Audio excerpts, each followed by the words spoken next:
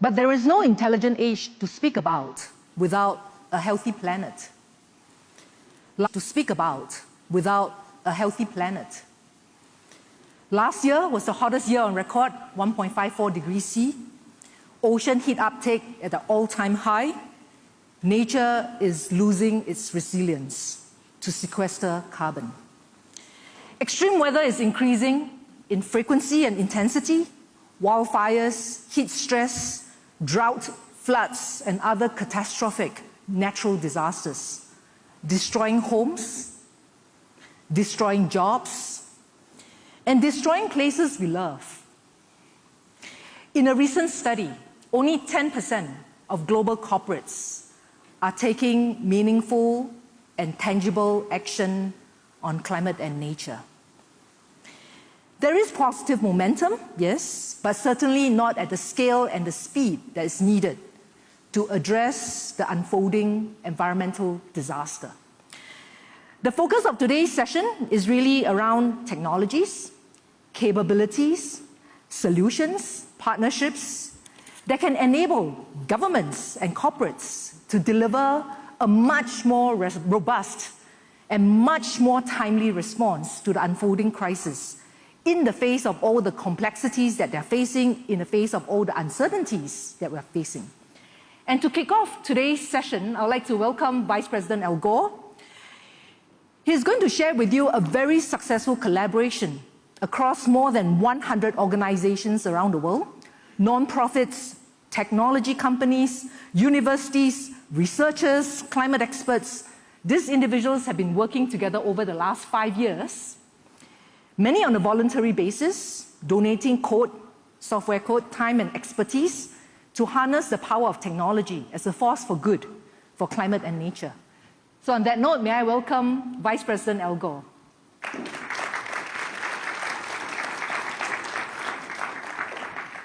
Thank you, Kim Hui, and thank you for the wonderful leadership you provide here at the forum. And ladies and gentlemen, it's a great privilege to be a part of this panel that will start after this short presentation. And the first image here is a picture from the space station that illustrates how thin the atmosphere around the Earth is, the part that has the oxygen. It's blue because that's where the oxygen is, but unfortunately, that thin blue shell is also what we're using as an open sewer for all of the global warming pollution that we spew into it every single day. And it comes from a variety of sources, including agriculture and forest, land clearing and forest burning and mining and all of the different industrial operations. And it mounts up 175 million tons every day, and the accumulated amount now traps as much extra heat as would be released by 750,000 first-generation atomic bombs exploding every day on the Earth. That's insane for us to allow that to continue. By far, the largest source is from the burning of fossil fuels. You can see from this image that it really started increasing dramatically after World War II. And that notch in the upper right-hand corner is the pandemic, by the way, and the next notch down is the financial crisis of 2008. 93% of this goes into the oceans, but the atmospheric temperatures are reaching record levels every single year. Last year, as Kim Hui said, was the hottest year ever measured by a lot. And that's the second year in a row it's been the hottest ever measured. The hottest 10 years have been the last 10 years. And I said most of it goes into the oceans, and it makes the hurricanes and cyclonic storms stronger, and it feeds the atmospheric rivers that are getting much, much bigger. One of them, Mr. Prime Minister, came over Spain from the heated Mediterranean at the end of October and dropped a whole year's worth of rain on Valencia in 8 hours, and the result was a catastrophe. My condolences to those who suffered such terrible losses. And 6 weeks earlier, an even larger event in Central and West Africa killed 1,000 people and destroyed hundreds of thousands of homes. In the United States, we had a huge storm. It affected my home state, but North Carolina got the brunt of it. It dropped as much water as the entire full flow of Niagara Falls over 600 days in just a couple of days. Really incredible. The same week, by the way, a similar event killed hundreds of people in Kathmandu, in Nepal. The heat is killing a lot of people. In the Hajj last summer, 1,300 people killed, and the combination of heat and humidity is making more of the earth physiologically unlivable for human beings. Relatively small areas are in the unlivable category now, but they're growing.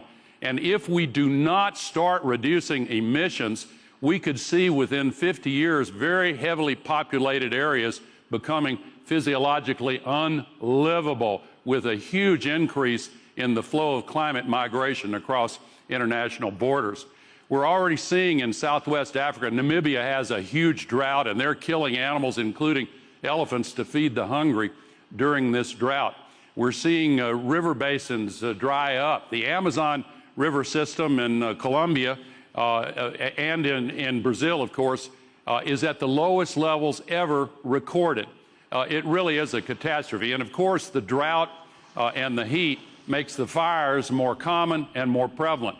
We've seen it in Australia and Greece. I could go around the world and show you these, but 2 weeks ago in Los Angeles, we had dozens of people killed. They're still searching for the bodies. 12,000 properties in Los Angeles were burned up. It's going to take years for them to recover. This was a hydroclimate whiplash. The previous 2 winters had heavy rainfalls that surged the vegetative growth, but then in March the rain stopped, and they have had hardly any rain for the last 10 months. And so that was fuel for the fires, and the Santa Ana winds, 160 kilometers per hour, fed this fire. Globally, the extreme weather events related to climate have cost $3.5 trillion over the last decade. That's an increase of almost $800 billion over the previous decade. And the increase is not linear, it's exponential. Last week, just 6 days ago, the Financial Stability Board in Basel warned of financial panics being triggered by the loss of property values. 2/3 of wealth in the world is property. The Economist back in April had this cover story warning of $25 trillion of losses in the world housing market, 15% of the total over the next 25 years. How long is it going to take us to wake up and say, we have got to get this under control? How do we control it? Well, the old saying, you can only manage what you measure, is the reason that we formed Climate Trace, which now measures exactly where all of the global warming pollution is coming from. We now measure the specific point source solution sites for 660 million, the most significant, virtually all of the global warming pollution sites in the world. We have every nation, every sector and subsector of the economy, every state and province, every county, 9,000 cities. 80% of them is the first inventory they've ever had. 25% of the pollution comes from those cities. We update this monthly starting in March. It's on the site now, but we'll have monthly updates starting in March at climatetrace.org. It's all free. You can go to the site right now. A lot of people are using it. Here's how we do it. We get data constantly from 300 satellites and 30,000 ground truthing data sources, air, sea, and land-based sensors. We feed that into these machine learning algorithms and use artificial intelligence to identify all of the polluting sites. Our coalition is 13 organizations. My partner Gavin McCormick heads up Watt Time and is kind of the chief operating guy of all this. And it's been a wonderful coalition because we work with 160 data contributors. Some of them are here. Will Marshall from Planet Labs. Thank you, Planet Labs. And Farnham Rahanian, for the president of Carnegie Mellon, is here. Carnegie Mellon is one of our coalition members. NASA is now using it to improve their climate models. They're getting better results at JPL from using it. The World Bank, IMF, UNDP, UNEP, a lot of nations and NGOs are using it. And we're seeing a lot of corporates begin to use it in order to reduce carbon emissions in their supply chains. Here's an example with steel. You can get steel from a blast furnace mill or an electric arc mill, and the difference in pollution may be 16 times greater per ton if it's blast furnace. If we converted the blast furnace mills to electric arc, which are more efficient and better anyway, we could reduce emissions by a huge amount. Here are 2 mills, both operated by Nippon steel, they get an 88% reduction by going to electric arc furnaces. And by the way, the blast furnace mills, they have to be relined every 20 years. More than a third of them are coming up for relining in the next 5 years. Why don't we organize ourselves to convert those blast furnace mills to electric arc while they're shut down anyway? We could save an enormous amount, 21 billion tons by 2050 if we just made that change. And artificial intelligence, of course, is now increasing electricity demand. Some are using this user of AI is using climate trace data to move their operations to less carbon-intensive grids, and they've had a huge 28% reduction in their emissions just from that. But it's not all high tech.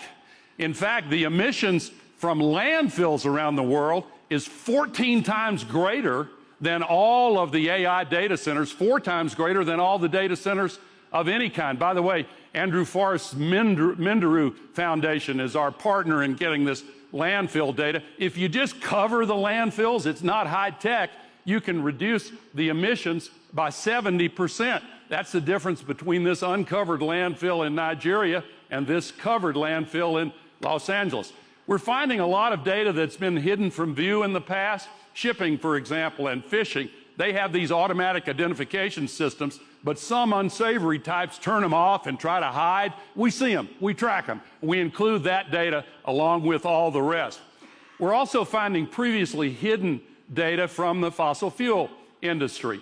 We're seeing this is the only sector where this has been such a persistent problem. Here's what has been reported to the UN, and here's what we've actually measured. 4 times more emissions than are being reported. Only sector where that's the case. So we're also now, for the first time, able to measure the particulate pollution, which comes in this combustion process and kills 8.7 million people a year just from the burning of fossil fuels. This is Cancer Alley, an 85-mile stretch from Baton Rouge to New Orleans. Here's one of these sites. The area is color-coded to show where the majority black population is in green. See where the emissions are going? There are a lot of reasons for this, but environmental justice has to be at the heart of the energy transition and the sustainability revolution. Here's the whole of Cancer Alley. All of the polluting sites, you see these particulate emissions and coming over the majority black areas. It's horrible, really. They call this a sacrifice zone. Right in the middle of Cancer Alley is the community of Reserve, Louisiana. They have a cancer rate 50 times higher than the national average, highest cancer risk in the United States of America. The same disparities can be found in the developing world. This is South Africa. The Cape has very few particulate emissions. The coal country of Mpumalanga, the Zulu area, has a lot. We ought to be putting more renewable energy on an urgent basis in developing countries.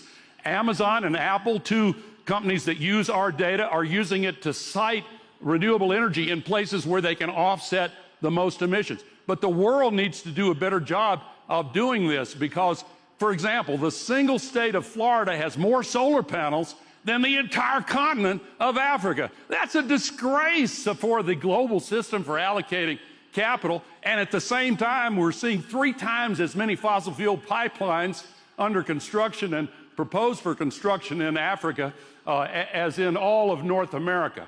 This needs to change. We're seeing also fossil fuel facilities all over with refineries and LNG terminals, extraction sites, even new coal mines. This needs to change.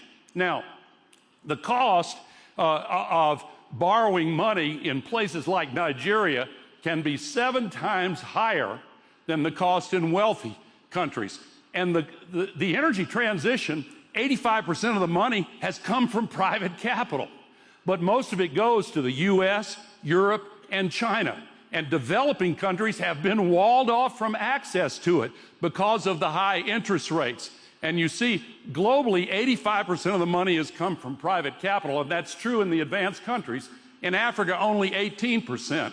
The government can't make up the difference, and that's why there's this persistent demand for more government-to-government money, which is a political challenge, to say the least. One of the many benefits, we create 3 times as many jobs in clean energy, and we now have 3 million more clean energy jobs than fossil energy jobs. So that's true in the U.S. as well, which may make it a little bit more difficult than some believe to get rid of former President Biden's Inflation Reduction Act. I hope that is the case. And it's all over the world. It's not just about the U.S., never has been. The IEA says that we have all the technology and the proven deployment models we need to cut emissions 50% in this decade, and we have line of sight to the rest. If we get to true net zero, temperatures will stop going up almost immediately, lag time of only 3 to 5 years. And if we stay at true net zero, approximately half of the anthropogenic CO2 will fall out of the atmosphere in as little as 25 to 30 years. So it's up to us to get this done, and young people around the world are demanding it. The only thing that we may lack in the view of some people is political will. But please always remember that political will is itself a renewable resource. Thank you very much.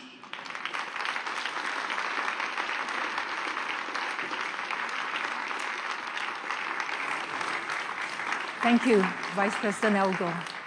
Can I invite you to take a seat on the panel, and I'll invite the rest of the panel to come on stage as well to join us. Any seat? Here.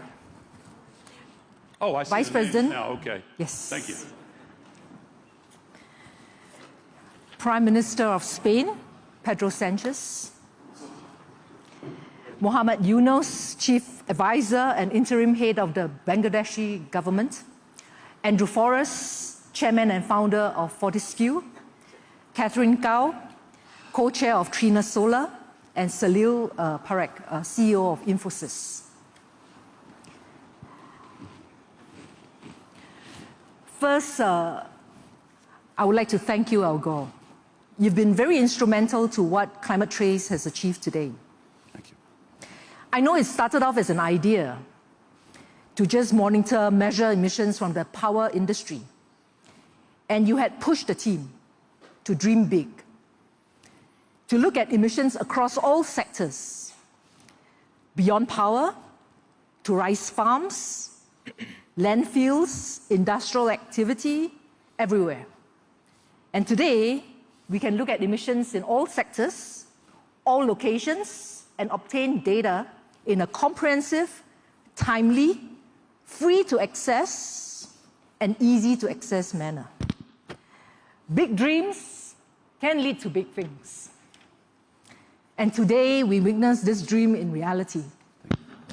And please join me in thanking Al Gore and the Climate Trace team. Many of them are here, many of them are not here with us, in giving them a big round of applause. Thank you very much.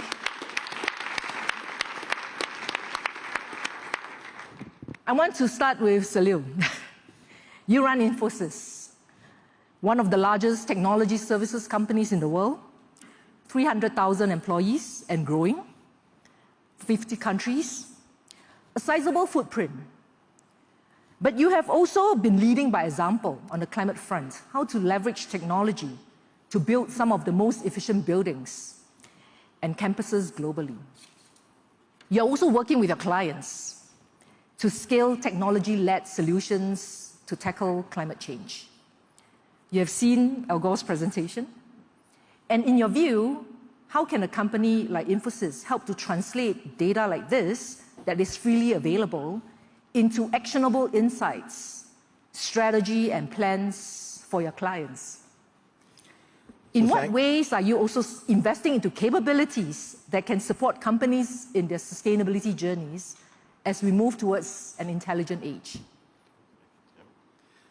Thank you for having me on this panel. First, an incredible, insightful session, Vice President Gore. As always, sort of humbling to see what is happening and what hopefully we can do here. It's actually great to see that some of the points I share build upon what you've said by coincidence or design. There are 4 areas that I want to talk about building on technology and data. So first, the use of data. And I think what you've seen with climatetrace.org, and everything that has been going on around the world in tracking what is going on with emissions is incredible in the way it's being used, and also the use, as Vice President Gore shared, the use of artificial intelligence to model what is going on with the impact of climate change and how potentially we can address it. So first, we're using data to track emissions, not just around the world, but in enterprises. And we see that with our clients. Three broad focus areas here: energy intensity, that's the use of energy that we see in everyday activities. Some of this, for example, what you saw here in the oil and gas sector, where some of the self-reported versus what's actually happening is quite different.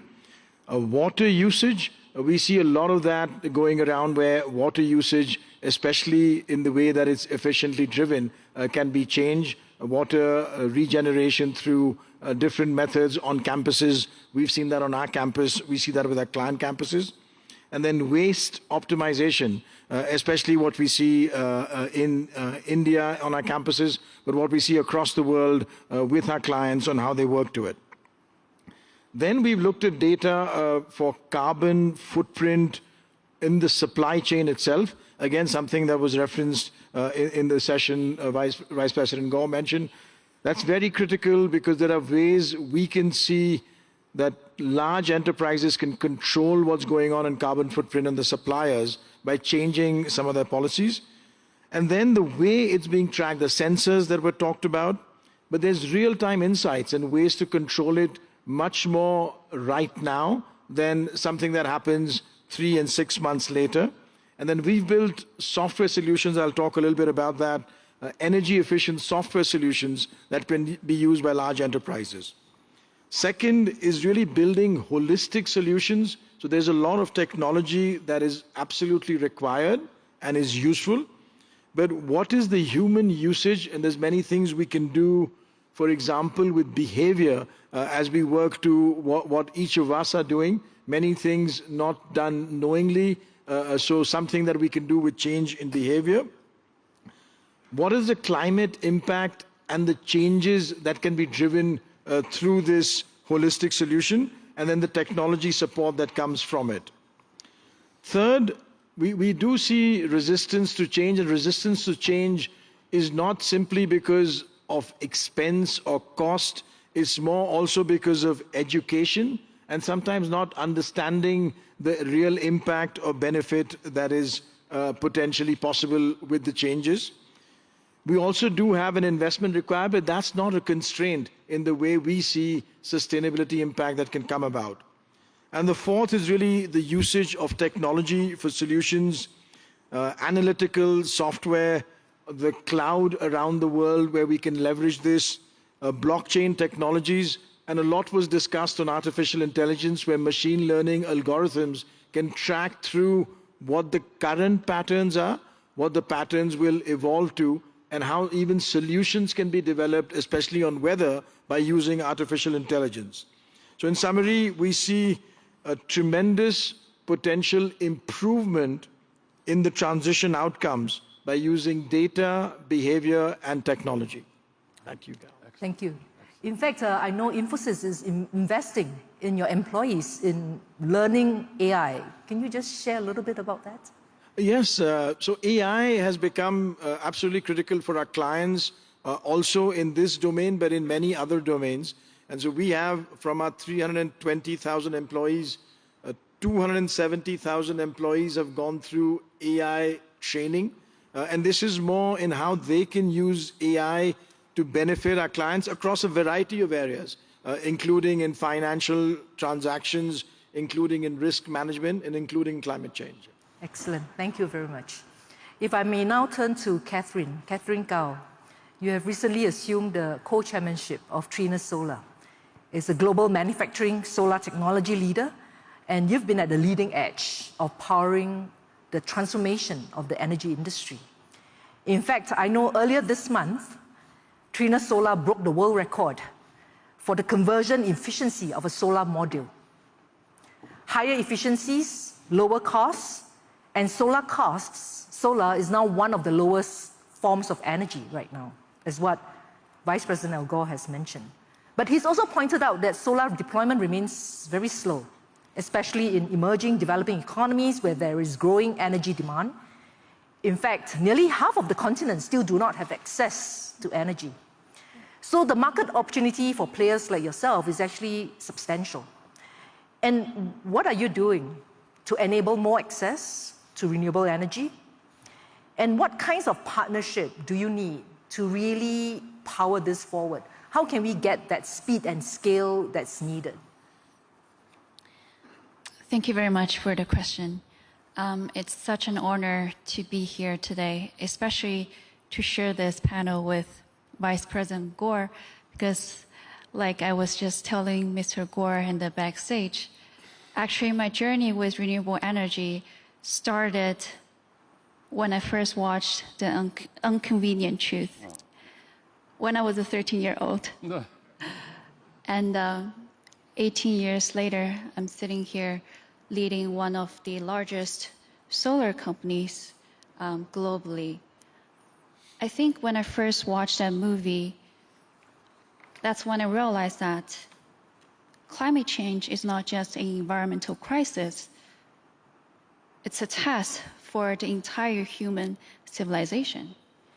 And I think being in this industry for almost 8 years now, I know for sure that this is not only an energy transition, it has to be a beginning of a new era. So I'd like to share a few points. First, I think definitely form the foundation is economics.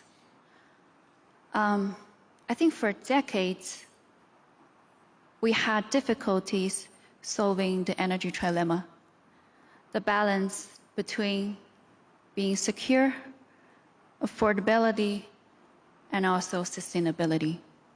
And I think that era is over.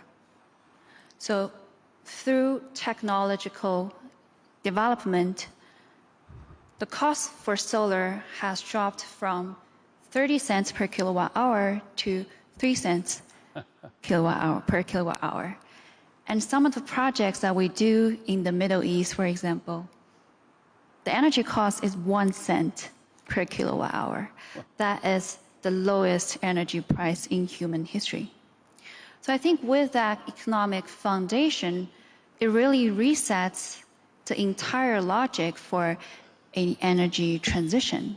I think it really combines economic return with social progress. I think that's a really, really fundamental foundation to have.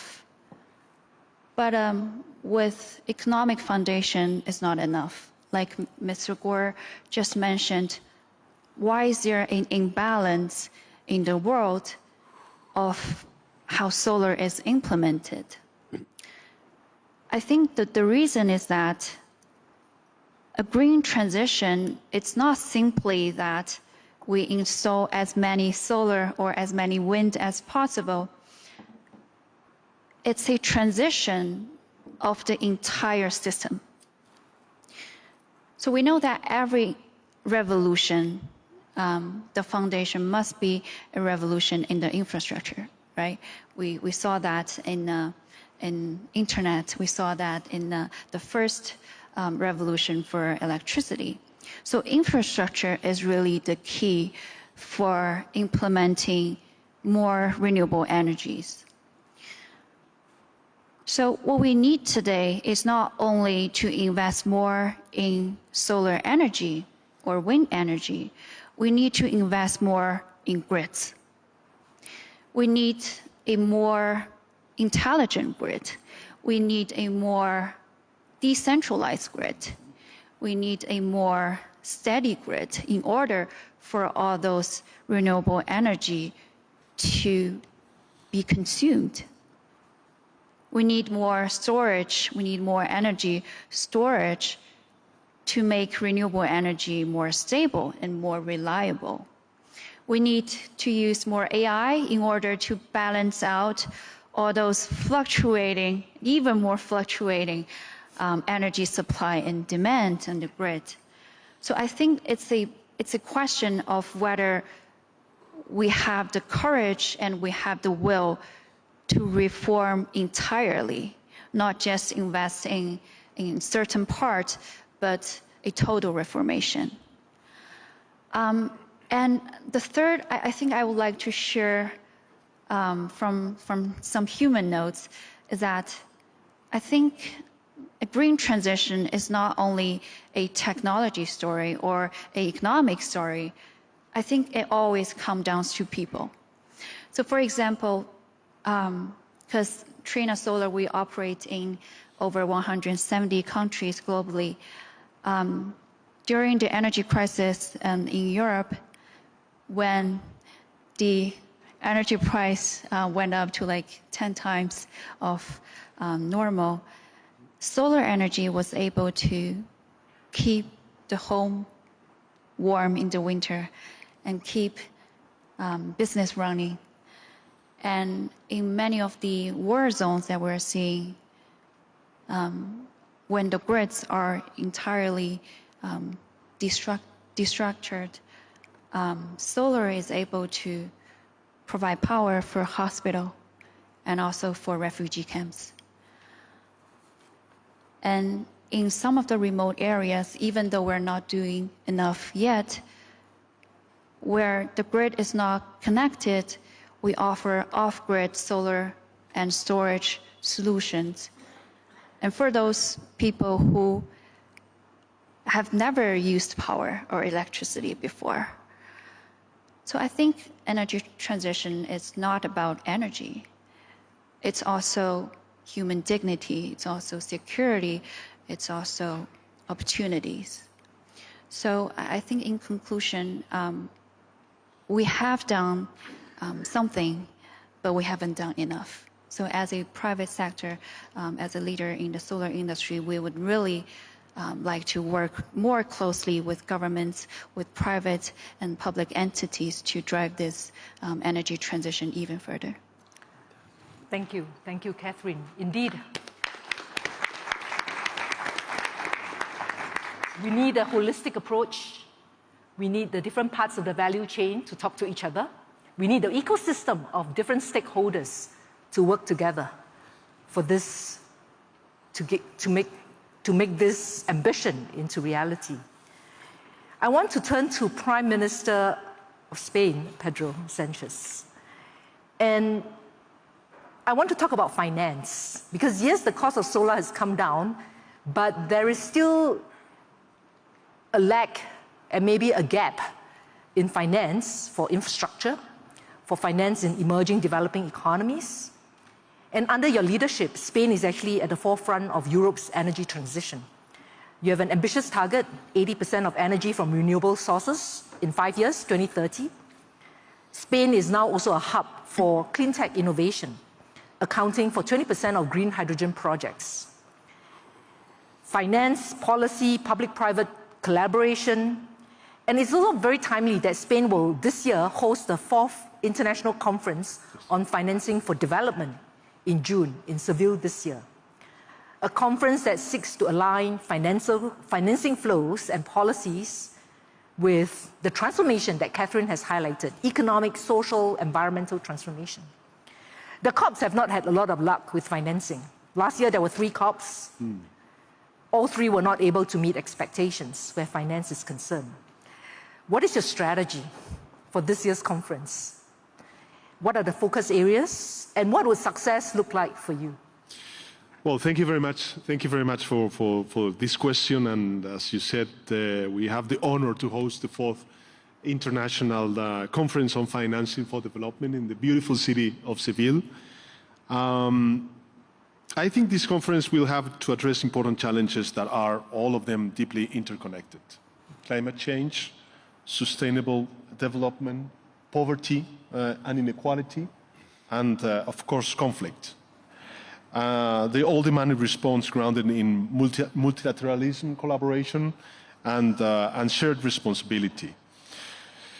You know, we are still far from meeting the Sustainable Development Goals. So I think that there's a political goal, which is that we must ensure that they remain on track. Second, Seville represents once-in-a-decade opportunity that lasts before 2030. So, I believe that finance for development is much more than an economic term. It's about domestic resources. It is about official development assistance and innovative mechanisms, debt relief, and of course, private investment and the mobilization of capital. So it is, at the end, after talking with a lot of leaders from across the world, I think it's becoming the backbone of trust in the multilateral system. So we have to act now, and I believe that Seville is our chance to do it. So our strategy is that we are fully committed to building bridge. So we need the maximum participation in the conference to agree on bold yet realistic measures and to have the necessary buy-in from all sides. So we must come together in Seville with a clear focus on our common interest and sense of responsibility. Thank you. Thank you, Prime Minister. Perfect. We look forward to supporting you in your endeavor to bring together that multilateral collaboration with focus on financing for the SDGs. As I've said, it's once-in-a-decade conference, and we should not miss this opportunity to really give this a good push. If I may turn to Andrew Forrest, founder and executive chairman of Fortescue, a global mining company. And the Prime Minister also spoke about not just debt issues for governments, public finance, but also mobilizing private capital. And you have been making significant investments into green technologies. In fact, you have committed to the Rail Zero, that your business will stop using fossil fuels by the end of this decade. Again, that's in 5 years. No carbon offsets, nor carbon capture and storage. And if you succeed, you could potentially be very transformational for the mining industry and its supply chains. How do you make the economics work? Because many people talk about the need to think about growth, the need to think about profits, jobs, business continuity, stability, and they see that tension with sustainability outcomes. But obviously, you're seeing something that many people are not yet realizing. Can you just tell us a little bit more how you've been able to mobilize, convince your shareholders, and work with your partners in this bold ambition of yours? Yeah, thank you. I'm really delighted to be here with such esteemed company, Vice President, Prime Minister, dignitaries. So let's just acknowledge I'm an economic pragmatist. I'm a hardcore businessman. I'm an international miner. I'm very practical. I cannot do anything unless there's a hard economic basis for it. And I can say if we kicked off with this attitude, say with the COPs we've had, Prime Minister, where we have not succeeded in raising the capital despite the pledges from the international community, that is simply because, and fully understandable, there's no economic model behind it. We're going to rely on philanthropy. Philanthropy just cannot address the scale of what even one company needs. If I add up the philanthropic pledges, it's less than 500 million. We're going to spend at least $6.5 billion to decarbonise our operations. But before anyone scratches their heads and thinks, that's a lot of capital, think, well, hold the phone. They save $1 billion a year by doing that. How do we do that? We simply stop burning fossil fuel. That is what we call real zero. I do want to say that I think this word net is causing more damage to the ability of the world to finance the economic and energy transition than most fossil fuel producers combined. That word net gives you an out clause to do nothing. When you go to a bank and say, I want to borrow X billion, and we raised capital this morning, only this morning, of 9.2 billion, that's because our economic model is simple. This is the amount of money we don't spend each year, times the loan period, 10 years.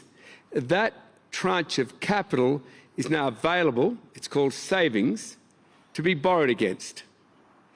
This is a financial model. We're not relying on carbon sequestration. That I can assure you, I'll switch quickly to being a scientist, that I can assure you fails consistently. We're not relying on carbon offsets or carbon credits, where professionals in this sector say 95% are going to be found to not give the carbon benefits they were purchased for. Not relying on any of that. That could be court cases, which will mean your loan, if you've lent into a company relying on carbon credits or carbon sequestration or carbon offsets, could well be in jeopardy. No, we're not relying on any of that. We're just stopping burning fossil fuel, addressing the elephant in the room. And that is fully financeable. Let me just walk you through how. When you have a very large operation with control centres around your sphere of operations around the world, and you've indicated to a workforce, in our case 25,000, that you're going to stop burning fossil fuel by the end of this decade, the workforce gets very interested. When they ask you how you're going to do that, you say, you're going to resolve it. You work out how to do it. You work out how to pull all the carbon out of our trains, out of our trucks. Our trucks are some are taller than this room. You work out how to do it out of our fixed plant. You work out how to do it even out of making metal for green steel. And then you put a timeline on it. It's not 2050. Who's going to be around in 2050 making decisions here?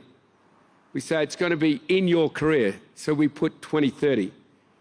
And then, of course, the leader's saying, what happens if we don't? We'd say that's simple. At the end of 2028, a full year or two before the deadline, we're going to come through the operation centres, asked to see the energy flow part of the control panels, and if any of it's connected to fossil fuel, we switch off that operational plant. Literally send that plant and the workforce black. Now, instead of being met with despair and unionism, that was met with triumphant and challenge. We're saying to our workforce, you can do this.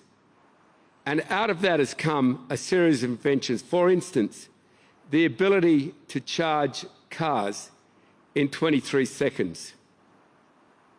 The ability to put 6,000 kilowatts an hour into our trucks, so we charge our huge trucks for the next 6 hours of operation inside 30 minutes. The ability to run trains on green electricity or green ammonia, the ability to run trucks fully on green electricity, the ability to put out solar panels and wind farms and storage. Now, I just want to talk to you about storage. Once you say we're going to step away from fossil fuel, we're not going back, then the workforce and the accountants get very interested. And it comes back to what Trina Solar was saying, and many of you others have pointed out, it comes back to storage. Now, if the Prime Minister of Spain says, for instance, I need storage to run my entire grid 24/7 green, no fossil fuel, then you're not going to get that out of a battery. I'll turn to my favourite European Prime Minister and say, you will get that out of a new form of hydrogen. This is where we have an impurity in the hydrogen called oxygen, where that, as you probably have all recognised, isn't an environmental liability, is highly flammable, creates a huge amount of heat, and feeds into dual cycle power stations exactly like the power stations in Madrid. Now, we've developed this tech, we're challenging Europe to accept it from Northern Africa, and we're ready to roll with it. So all I'm saying to everyone out there, including those in the media who've challenged me all day, because everyone seems to be let out of the White House with all these ideas that, you know, the climate's suddenly going to forgive us, it's not going to matter anymore, that we can just burn as much fossil fuel as we like. And I do say that I've been challenged on this. I've just said, well, walk in my shoes. Don't throw mud from your podiums. Come down to Australia and see how we're doing it. And we will retain our title. I just want to put it out there. the company I represent is the highest performing company in shareholder returns in Australia's history. We are the lowest cost bulk producer in the world. We're not going to lose that mantle. We're going to increase our competitive edge by going fully green. Thank you. Thank you, Andrew. We had the inconvenient truth, and now we have change that is inconvenient. But it's very possible, as what you've just highlighted. And I'll come back to this human dimension shortly with Vice President Al Gore. I would like to move on to Professor Yunus. This conversation that Catherine had raised earlier around the new era, the need to forge new pathways, new businesses, new ways of doing things.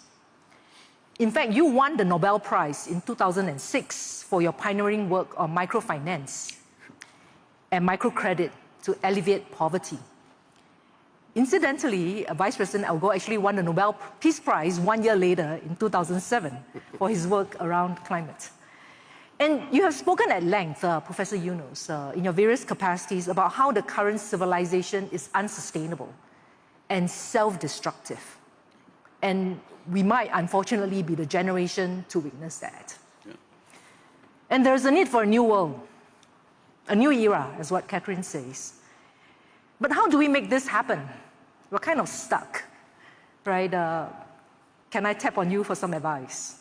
Thank you. Well, thank you very much. You already said everything I was supposed to say. Thank you for introducing the subject for me. First, I want to mention that every time I hear Al Gore speaking, he creates trouble for me. I get so inspired, I have to do something about it. I don't know how to do it. I'm not an expert in renewable energy or anything. All I know how to work with the poor people and bring financial services and so on. So I keep thinking, what can I do? So one idea came, why don't I bring solar energy in the rural areas to the poor households? At that time, it was not as cheap as today, but we thought we can provide the credit from the bank, the Grameen Bank that we created, and make a deal with the people. So at the moment you are using kerosene, the lamp, because there's no electricity in the villages of Bangladesh at that time. Today we have, but at that time there was no electricity. So you are using kerosene. So I said, simply we ask the question to the family, how much money you spend on kerosene? And everybody has a ready answer because they know every month, every week, they have to spend this money. So the deal is, you give us the kerosene money, and we give you electricity. That's the deal.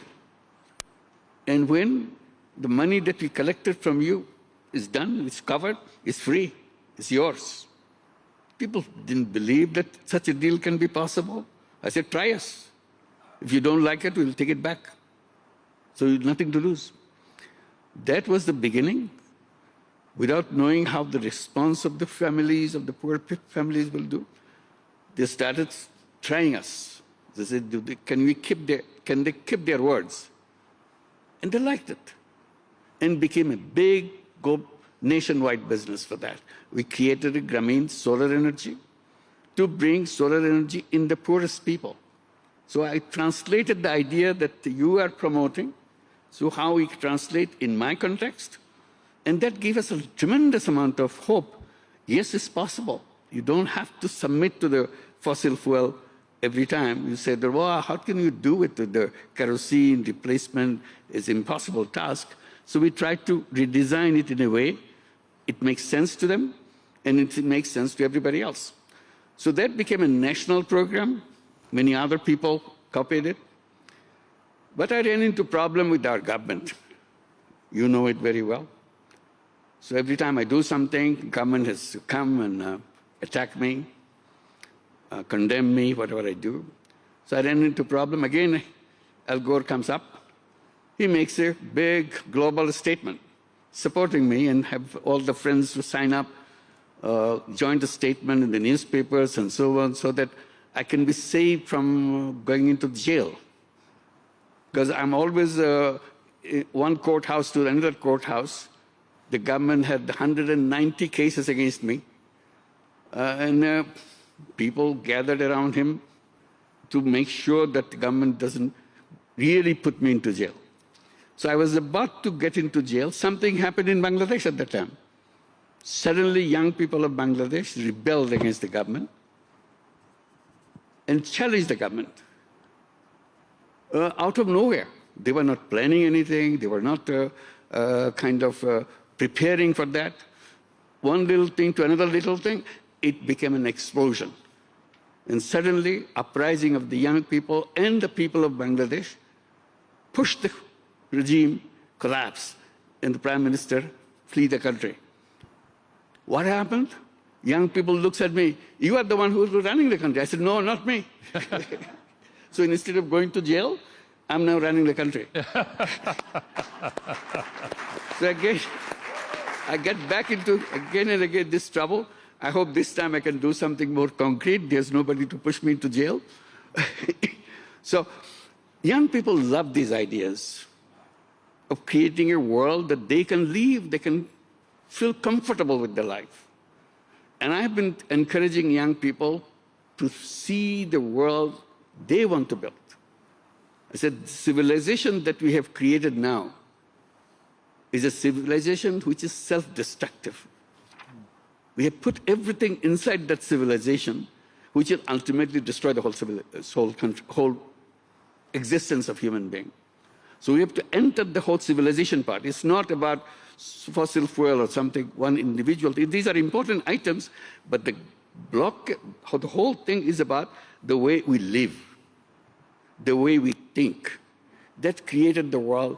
No matter what we do now, within that framework, nobody can save the world. So I say it very loudly, clearly. I said, in order to survive and let the planet survive, we have to create a new civilization. And that civilization has to be defined right away. Whether you're doing it today or tomorrow, you have to very fast and get there. Within the framework of the present civilization, there is no escape route. So it sounds very kind of rude to say that, but that's the way I think all of us will come to the conclusion, we can't do that. So what I'm suggesting, and people kind of responding to it, is saying we have to create a new civilization. The features of the new civilization will be very clear. It will be a world of 3 zeros. So I defined these 3 zeros. One is zero carbon emission.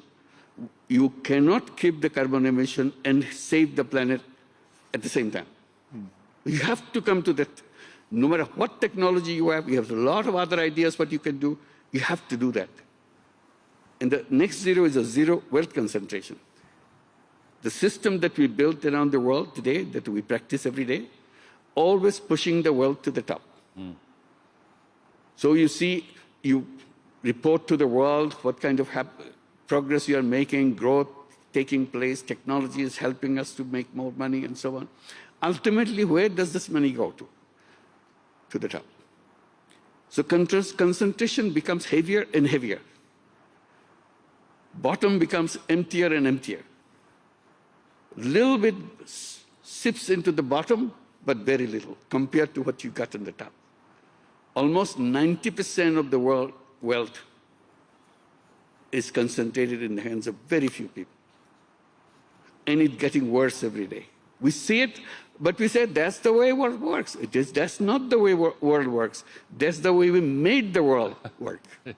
We are the responsible people. So that's attention I try to bring. I said, is there a solution? I said, of course there's a solution. If you look for solutions, solutions are here. So in order to do that, to make it simple for young people to understand, we try to make it easy for them by saying, let's create 3 zero clubs. 5 young people get together, create a club. What do? They discuss about the problems of environment, problems of wealth concentration, all the issues that we raise among themselves. It's easy now with the technology. You can get into the internet, you find all the things, and you say, okay, what do we do? I say, it's very simple. Don't worry about the whole world. The world is too big. Just look at yourself. The whole problem starts with us as individuals. I said, all you have to do, promise in the 3-0 Club, a commitment that you made, I will not personally contribute to global warming. I'll be free from, I'm not responsible. Others are, but I'm not. How do I contribute? So all the things that we talk about, how I contribute as global warming, I find out. And they say, if I'm using fossil fuel every day, and I didn't realize that I'm contributing to the global warming. Now I'm careful. I will not use fossil fuel. That's my commitment, joining the club. I cannot do it in day one, but I'll make a schedule. When I'll do that. I said, if I'm using 7 days a day fossil fuel, this is just one item, I'll make it 6 days a week rather than 7 days. One day will be fossil fuel free. I can do that. And if I'm successful, I share with my friends in the club, I have done it. I'm now 6 days. Then somebody says, I'm on 5 days now. 2 days I don't. I said, ultimately, everybody will be trying to make it 7 days a week and celebrate. We don't use fossil fuel anymore. We've got all the alternatives. The young people know how to find the alternatives because all the speeches you're making, all the things are available. So people go there and say, declare. And they communicate with each other. One club communicates with other club. Thousands of clubs around the world grow up. Thank you. Even 5% of those clubs are serious about something specific happens. The reason I'm saying that root cause of all the problem is our lifestyle issue, the way we live. Unless we change our lifestyle, we cannot change the planet the way it is. So we have to go to the lifestyle. Ultimately, for these 3-0 clubs, we're saying when you make it happen, you declare that you are a 3-0 person. Thank you, Professor Yunus. That's it. So this is the way to do. Start this step by step, do that. If you can become a 3-0 person, we'll create a 3-0 world. As simple as that. Thank you.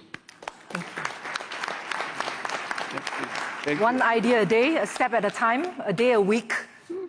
And if you can move faster, start running. We have come to the close of the segment, but I really would like to invite the panelists, because you've heard from each other. The technology, the data is there. Economics work. Financing investments can be made possible. But we need leadership and human will. We need to also organize ourselves so that we can move in concert. What can we do to inspire more global leadership, more collaboration? This year's annual meeting, the theme is around the intelligent age. How can we harness the wisdom of our forefathers? How can we harness the wisdom from nature? How can we harness that inner wisdom within ourselves to make the right choices for our children, for ourselves, for our children, and for all future generations to come? So if I could just invite you to share your reflections before we close this panel. President Al Gore, would you like to, Vice President Al Gore, would you like to start first? I was President of the Senate, so it's okay. Well, thank you. I'm inspired by this panel, and it's an honor to be a part of this panel, and thank you, Gim Hui. We are going to win this, in my opinion. Question is whether we will win it quickly enough. The crisis is getting worse faster than we are deploying solutions. But there's a famous economic law, so to speak, named after the late economist Rudy Dornbush. He said, things take longer to happen than you think they will, but then they happen faster than you thought they could. We have seen that play out in business and technology, and we have seen it in political and spiritual revolutions, the civil rights movement in my country, anti-apartheid, and you can go through a lot of the morally based movements. In all of those movements, there were times when the advocates felt despair.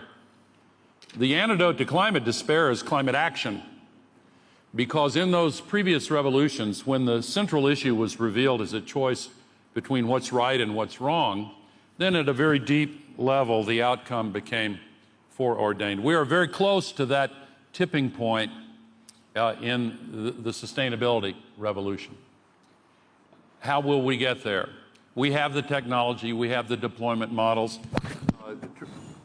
Trina Solar has demonstrated how that can be done so effectively. We've heard Andrew Forrest has. I'm not going to go through the panel, but all of them have been so inspiring.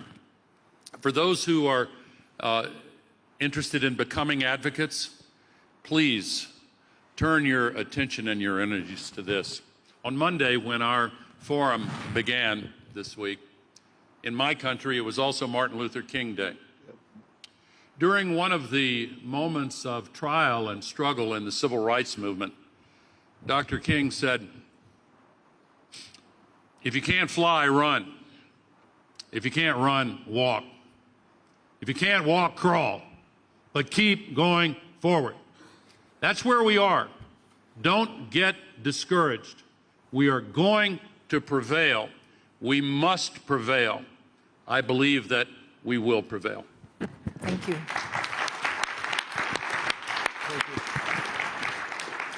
If I may go to Catherine, Salil, Andrew, and then we will close with Professor Yunus and the Prime Minister of Spain. You have the last word. I think I like to share a sentence I always say to my team: inspire, not lead. So I think speaking about leadership at this age, about green transformation, we should focus more on inspiration. I was inspired by Vice President Gore when I was 13-year-old. And when I was 15-year-old, I started a non-profit organization in China focusing on education about climate change for the younger generation. And I am inspired each year that I come to Davos and hear so many people talking about energy transition and see people around the world devoting themselves into energy transition. Then I feel more powerful than ever and go back to my own work despite all the challenges that we see. So I think when people are told or commanded to do something, they might do it, but probably with minimum work. But when people are inspired, when people really are touched, they truly devote to whatever they believe in. So I think inspiration is the key in green transformation. Thank you, Catherine. Salil? Well, first, this has been an absolutely incredibly inspiring panel and the discussion from everyone. I'm a huge believer in technology and people, and my sense is we have everything that we need in terms of technology to make this change happen. And there's more technology being developed today that will further enhance it. So I'm an absolute optimist in that coming through. And I'm also a huge believer in people, the view that the next generation is even more keen to do this than the prior generation, that we are absolutely driven in many ways by what the people want. So with the technology and the people, my sense is this is going to happen much faster than we think it is really possible, and therefore a huge optimist in where we end up. Thank you. Andrew? Yeah, thank you. Look, I've drawn inspiration from all these speakers, and I just want to say that we have a large technology development centre. It's called Fortescue Zero, and I love so many parts, Dr. Yunus, of what you described. But all these speakers, I just really want to thank you for how you've helped me with your own knowledge. Just to say this, I'm totally with Vice President Gore. We are so going to win this. It is just a matter of time. The economics are overwhelmingly going in our favour. If you look at the oil and gas sector, yes, it's the largest sector which has ever existed, and yes, it has a technology curve which is typical for all industries, but it's up here, it's on its plateau. I've introduced you to technologies which are still here. We've got this part of the curve yet to go. I would not bet ever against technology, no matter where you're from. we, the people, are going to win this because we cannot afford to lose in any event. Thank you. Thank you. Well, thank you. Sometimes we ignore, we don't notice things, but it's right in front of us. And one of such things suddenly drew my attention. I've started looking at it, sports. Sports world is so big, such an excitement. Nothing thrills people like sports. They commit themselves for their dearest player and so on, celebrate them and so on. So I said, why sports should remain just an entertainment? It has so much social power in it. It brings the whole world together, people together. That's the social power. Why don't we change it? So that idea started spinning out in details, and somebody asked, can you design an Olympic as a social business? I said, why not? It should be helping people to solve their problem, just not entertainment of Olympic. Olympic is a great entertainment, not excitement, but its power can be used for changing people's lives. Paris challenged me. We are going to hold the Paris Olympic 2024. This was in 2018. They invited me. Can you help us to design it like this? Address the social issues into Olympic? I said, of course we can do that. All I have to do is to think about it. So we thought about it, came out with lots of details how it can be a socially oriented thing. And finally, Olympic took place. It was designed as a social Olympic. All the details, I'm not giving into all the details, but it excited the rest of the world that yes, the sports world can, without sacrificing their fun part of it, entertainment part of it, this had another dimension to it, which is remain unutilized. And you're utilizing it for nothing because you are enjoying it already. Milan Winter Olympic is coming up. Now they are contacting us. Can you help us to do the Winter Olympic as a social Olympic? I said, why not? But in a condition, it has to be better than the Paris Olympic. I said, well, try it together. So people see the result. They got excitement. They had no idea that sports has a social dimension. Now that dimension can be explored. We just laid the first layer of it. There's so many layers you can do that. So all I'm saying, there are many things right in front of us. We never tried it in a different way. We are not sacrificing anything. We're adding something to it. Thank you very much. Thank you, Professor Yunus. And you might be delighted to know that tomorrow we do have a session called Sports for People and Planet. Please join us. Prime Minister Sanchez, you've been waiting patiently. No, but I mean, we're running out of time, so I will be very brief. I would say that, or I would add, that in order to win this political battle, and in order to have the majority of our societies on board, the transition must be fair. So we cannot forget the social justice dimension of this transition. Thank you. Thank you, Prime Minister. Please join me in a big round of applause for a very inspiring panel. Thank you. We have come to the last and most inspiring part of this program, which is to celebrate social entrepreneurs. If I may, we will be presenting the Schwab Foundation Awards for Social Entrepreneurship. This has been ongoing for the last 25 years. The foundation has been recognizing individuals, organizations who are harnessing the power of entrepreneurship and innovation to serve people and planet. And I would like to especially acknowledge Professor Yunus. You've been personally very involved in this, as well as Vice President Gore, to support the work of the Schwab Foundation and the social entrepreneurs. So if I could just invite you to just stay with us for the next few minutes, and I'll welcome on stage Mrs. Hilda Schwab, chairperson and co-founder of the Schwab Foundation for Social Entrepreneurship. She had the foresight to set this up 25 years ago to present the winners for 2025. Mrs. Schwab.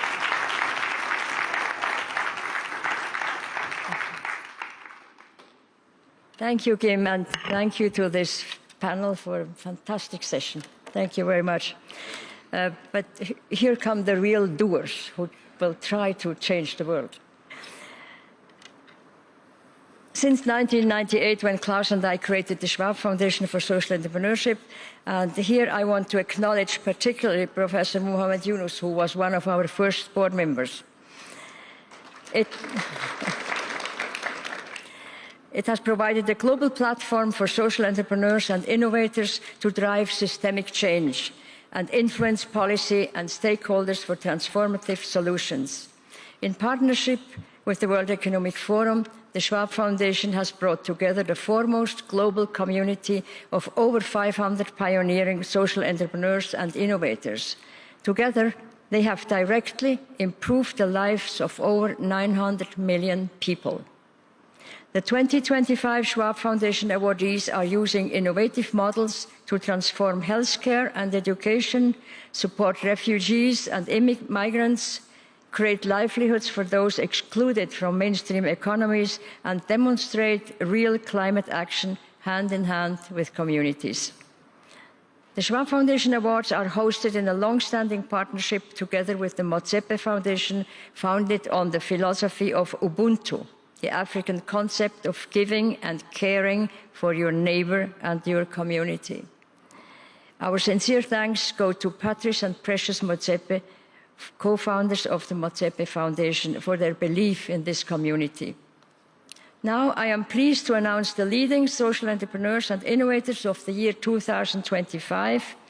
We recognize them in 4 categories: social entrepreneurs, founder of profit or non-profit social enterprise, pioneering systemic and impactful models addressing social inequalities and vulnerable ecosystems.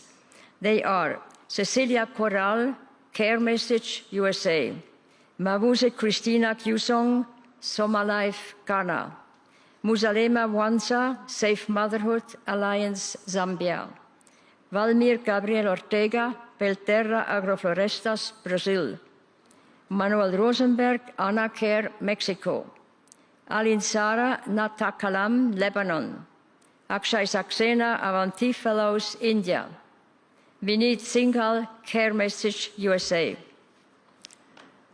Corporate social innovators, leaders within multinational or regional companies who drive the development of new products, services, initiatives, or business models that address societal and environmental challenges. Kaitlin Yuhong Chen, Tencent Holdings Limited, People's Republic of China; Eric Joy Peña, Northwell Health, USA; Fred Hirsch, Google Health, Singapore. Public social innovators, leaders in the public sector, in government, or in international organizations who harness the power of social innovation to create public good through policy, regulation, or public initiatives. Islam Alijai, Member of Parliament of Switzerland and founder of Tatkraft Switzerland. Trinity Wang, Agency for Enterprise Development, Minister of Planning and Investment, Vietnam. Collective social innovators, an award to recognize organizations coming together to address complex problems that cannot be tackled by individual actors, using shared knowledge, human capital, networks, and innovations to achieve a common social or environmental goal. Africa Sustainable Commodities Initiative, led by Abraham Bafou. Community Health Impact Coalition, led by Madeleine Ballard. Responsible Coalition for Resilient Communities, led by Vedaria Poonam Mutreya and Apurva Osa. Please join me in celebrating these courageous leaders and congratulate them as they join us on stage to be recognized as the social entrepreneurs and innovators of the year 2025. Please join us on stage. Don't forget your diploma. Stay.